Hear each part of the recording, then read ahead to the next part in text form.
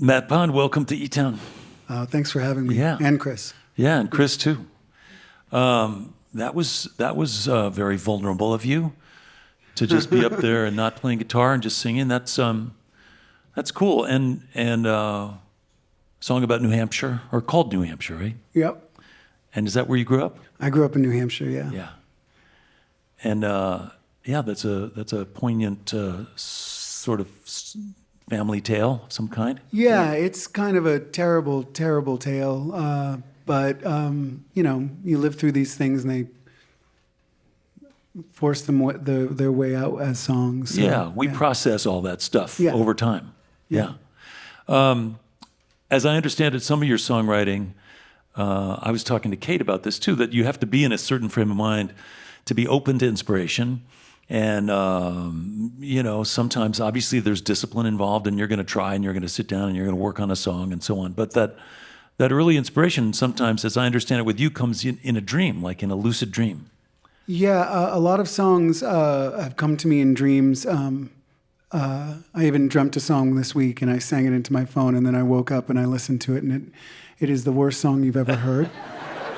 But as Kate said, it's good to write bad songs too. Yeah, I mean, I write a lot of bad songs, but I love, you know, wherever they come from. Like there's an album called The Dark Leaves, and half the songs in that I just wrote in my head. And I'm not a musician's musician. I feel things and I just do it. So yeah. Well, you've done it for a while, and you've done it well. And again, it's not easy to make a career and make a living and keep going in the music business or any field in the arts. It's dependent on your having some kind of openness and expressing yourself and having other people be able to react to that expression and connect with it. So it's very tricky. Yeah, lately my goal is collaborating with people. So we just did a collaboration EP with this singer-songwriter, Alexa Rose. Right. And if you don't know about her, you should know about her. She is amazing beyond, like, that she even did it with us. I'm blown away. And we have that downstairs for free if you like free things. There's a beautiful video, actually, the Halloween 2 video of you singing with Alexa Rose. It's really nice. Yeah. And you've moved to upstate New York. Yes. So I imagine that you're a pretty solitary songwriter. You do this stuff in sequestering yourself so you can kind of process all this stuff. Is that how you do it? Yeah, I think I'm kind of a solitary person. Yeah. I like people. I mean, I'm so glad there are people here, and you're so polite. It's kind of crazy. We're not used to that. I mean, we've played New Hampshire through people like almost throwing beer bottles through chicken wire at us, and so this is nice. It's different. It could change. Could change. Okay. Yeah.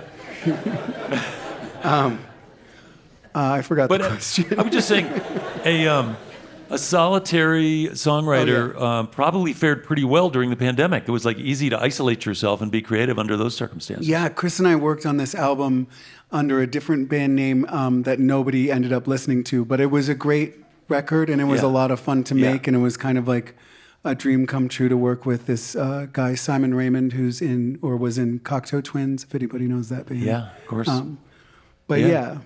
And then I imagine a lot of people like you moved from New York or from the city up to the Hudson Valley. And so there's a lot of hip, creative people in your zone around Kingston, New York, which was, by the way, the first capital of the state of New York. Yes. Burned by the British in 1777. Assholes. Yeah.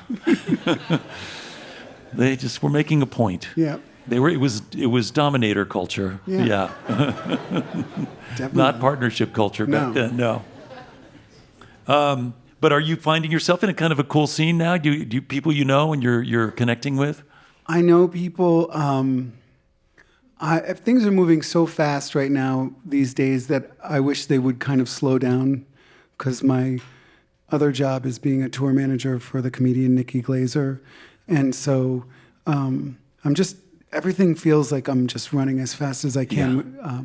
That's a study in contrast. Yes. By the way, I mean the solitary songwriter as opposed to the comedian Nikki Glazer, who is just out there, very funny but crude and candid, and very popular. And, Yes. And you're helping her put on her shows. Yeah, I mean, I just want to say because, or else I'll get fired. She is one of the most generous people.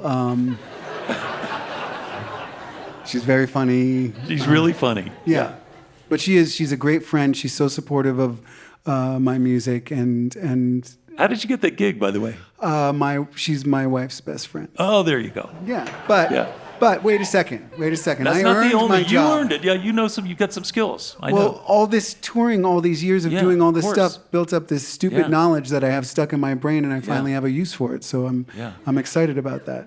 Wow, and it's funny. We've met a number of comedians, professional comedians over the years, and oftentimes they are sort of, serious when they're not on stage. Like pretty regular. Is she good company when you're traveling around? She's a listener. It's crazy. She Yeah. wants to hear all about everything that's going on with everybody around her. So it's a lot of fun. Yeah. Like next weekend is a road trip weekend, and that'll be fun because we just get to talk. Yeah, that's cool. Well, listen, it's interesting because you've been at this a while. Kate Bollinger is just starting out. And as I mentioned, it's not easy to find a way to express yourself and connect and find an audience and keep it going. And you have been able to do that for a long time. And I'm handing this to you.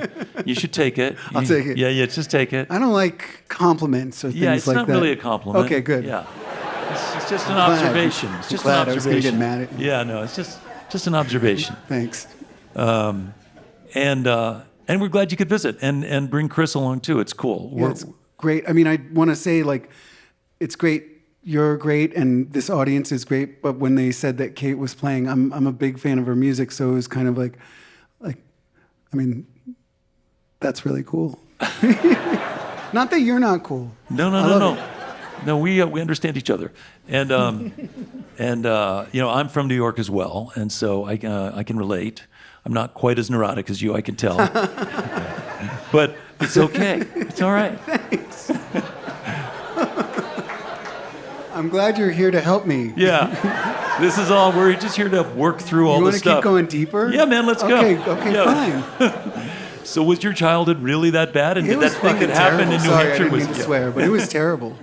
Yeah. Anyway, we can move on from that. Okay, we can move on. Well, we are going to move on, and we're going to play some music together, actually. I know. Yeah, so I'm excited about that. Don't screw up, or else I'll kick you out of the band. 31 former members of the band, right? All right, well, listen, would you please help me welcome back to the stage here at eTown, Matt Pond, PA. Thank you. Matt and Chris. Thank you.